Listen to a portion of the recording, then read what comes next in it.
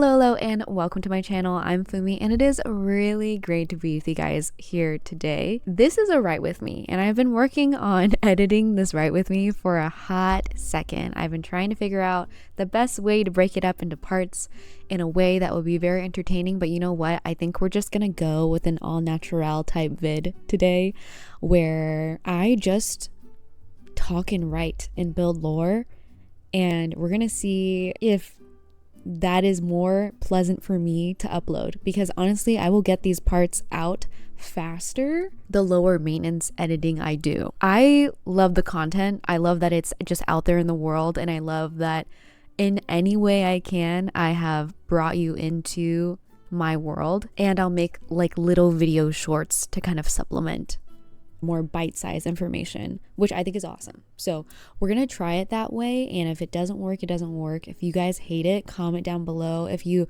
hate it so much, I'm all about that like opposite reverse psychology type beat, so definitely give it a thumbs up, and if you like it, give it a thumbs up too, and then subscribe, because I think you want to see where this goes. But anyways, here is another part of a Write With Me session, and if you haven't seen the part before this where we talk about the oath of life and loyalty, which is essential a little bit to understanding information in this episode, I recommend going to that one.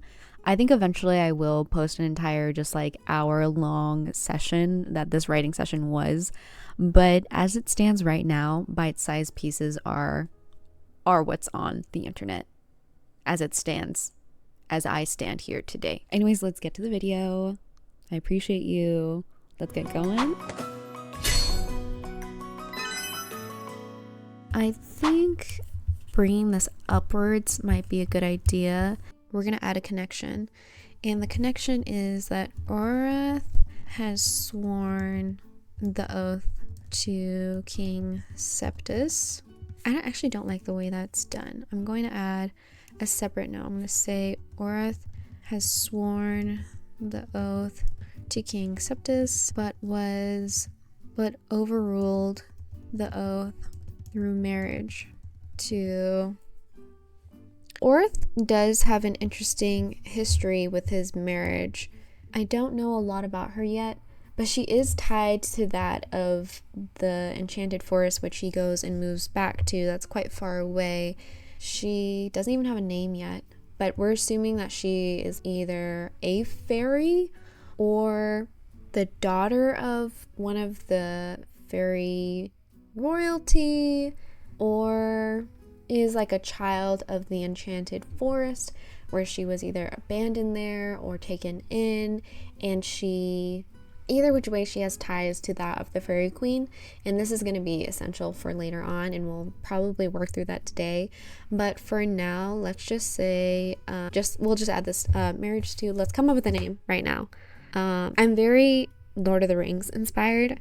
You'll see that maybe there's a bit of parallel between Aragorn and Arwen and Orath and whoever this next character is, only for the purposes of how Arwen was very dearly loved by that of her father, and she was an elf, and she came from just like a different species of sort, like she wasn't human, and there was a taboo between her living a long eternal life and choosing to live alongside him. I love the name Galadriel.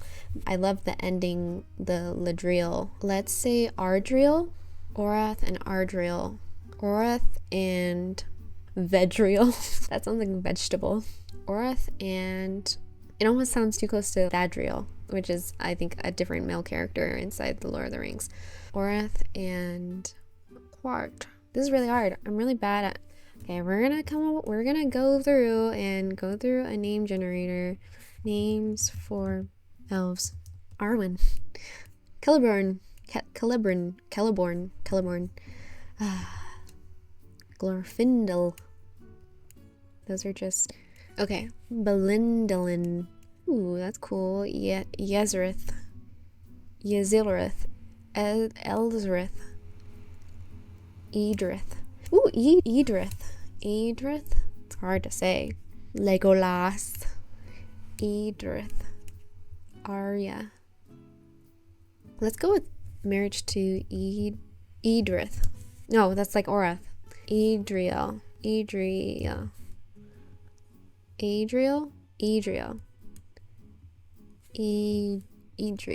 That's mystical, beautiful. It may change. Eydrial's pretty nice of a name. Eydrial and Orath. Okay.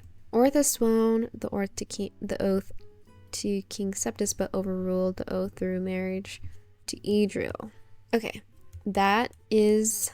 Okay. The reason why we needed to think that through is because that's the reason why Orath is in or near the Enchanted Forest. Eydrial is no longer with us. She has died due to mysterious circumstances. So Orath stays near her hometown or near her origins, close to that of the enchanted / fairy mythical forest. There's gonna definitely need to be a name for that. We're just calling it Enchanted Forest, but there's definitely a reason why he's staying so close to said forest. I think a side note to add to the concept of the marriage oath, we'll add those other details later, but some of this history does inform why Orath makes certain decisions. Having sworn an oath to Septus before, and that having been overruled and having been in that Enchanted Forest area, he's a little bit reluctant to go back to Septus. Because Septus, though he witnessed the marriage to him and Eydrial, he did not quite accept it, or he didn't think that he would lose Orath to the marriage. Eydrial was quite insistent that they move back to her homeland. And she dies very quickly after a year after them getting married. And he's sad and not happy about. So now that we have the oath figured out, let's go and talk through Orath and his wife. Eydrial. Let's talk more about Eydrial. Let's just say Eydrial has ties to that of the fairy queen. It is thought that she may be part fae, possibly half human, half fairy spirit. She was addict traveler who was caught to be sold off to prized nobles in the, we're going to say the kingdom of King Septus, because that's where Orath had served for quite a while. So we're going to say she was sold off to prized nobles, not prized nobles, she was sold off as a prize to nobles in the, we have to come up with a name for the kingdom. Let's say, I think we're gonna have to come up with another generator. Elf names, kingdom names. Not really seeing a lot that I like. Kudo Dynasty. Let's go with kingdom of, let's do this. What is a god of, we'll do, no, not death. What is a god of greed? Mammon. Okay, Mammon. Kingdom of, Mammon doesn't really sound that cool.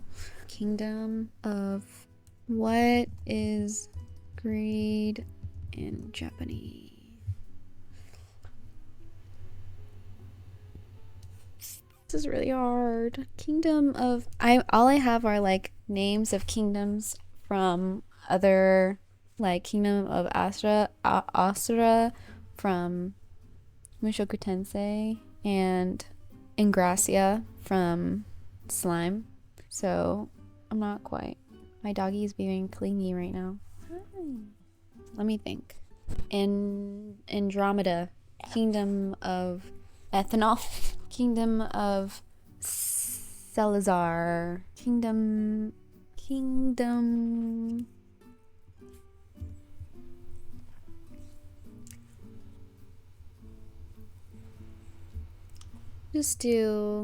Let's think of something that goes with Septus, because that's like the name. I'm almost reminded of Septum from Harry Potter. Sempris, kingdom of Tempris, kingdom of, let's say Soledad. Is that a thing? Soledad? I feel like I've heard that before. Soledad is a Pokemon gym leader. We're gonna use that as a placeholder. It's the best I can come up with right now, but if anyone has ideas, let me know. So we're gonna use that as a placeholder. She was a nomadic traveler who was caught to be sold off as a prize to nobles in the kingdom of Soledad. Let's say she was a beautiful singer who told tales of her travels. She was caught by someone who had high resistance to mind control. Say, typically, she would not have been caught, but she was caught by someone who had high resistance to mind control. She has long, blondish hair, green face, and then we're gonna say spending all his money. He bought eydrial. Spending all his money, Oreth, a knight sworn to King Septus, a high-ranking knight sworn to King Septus, bought eydrial out. From then on, eydrial would fight alongside him as a bard and serve King Septus, though not making an oath to him throughout her service. eydrial saw darkness in King Septus and his exploits to achieve human dominion. She sought to save Oreth, who had unwavering loyalty to him. Soon years into their service, Oreth proposed to eydrial and dissolved his oath of life and loyalty to King Septus, overruling and gaining new, higher loyalty to eydrial. eydrial only accepted on the condition they would be married, that they would move to her home forest. Okay, again, rough, but let's see what ChatGPT can do. Can you help me write a bit about my character eydrial and her little backstory? All right, little bit of copy and paste. I think I should have added some information about eydrial's mother. I think it's going to be the spirit queen or the queen of fairies that gives her away during their wedding, or maybe the dryads of that forest give her away. Let's see. eydrial, a captivating and an enigmatic figure, is believed to have deep connections to the fairy queen herself. With long, flowing blondish hair and mesmerizing green fey eyes, she is a vision of ethereal beauty. Her heritage is shrouded in mystery, thought to be a part of fey and possibly half human, blending the enchanting allure of the fairy spirit with mortal grace. A gifted singer and storyteller, eydrial wandered the lands, sharing tales of her adventures and mesmerizing audiences with her enchanting voice. Her nomadic lifestyle kept her free and unbound until one day she encountered an individual with an extraordinary resistance to mind control. This rare ability allowed them to capture eydrial, a feat few could achieve. She was subsequently sold as a prized possession to the nobles of the kingdom of Soledad. Oreth, a high-ranking knight sworn to King Septus, spent his entire fortune to buy eydrial's freedom. Recognizing her talents and spirit, he brought her into his service. eydrial became a bard and companion to Oreth, joining him in battles and courtly duties. Despite her role, she never made an oath of life and loyalty to King Septus, maintaining her independence. Throughout her service, Eydrial grew increasingly aware of the darkness within King Septus and his ruthless ambitions for human dominion. Her bond with Orth deepened, and she became determined to save him from the king's malevolent influence. Years into their service, Orth, recognizing the depth of his feelings for Eydrial, proposed to her. This act dissolved his oath of life and loyalty to King Septus, replacing it with a new, higher loyalty to Eydrial. She accepted his proposal under one condition. They would leave the courtly life behind and move to their ancestral forest home. Together they retreated to the mystical forest, a place of peace and natural beauty, far from the machinations of King Septus. There, surrounded by the magic and tranquility of her fairy heritage, Eydrial and Orth began a new chapter of their lives, unbound by love and loyalty, free from the shadows of their past. Okay. I think this is a great, amazing connection that we can add about Eydrial.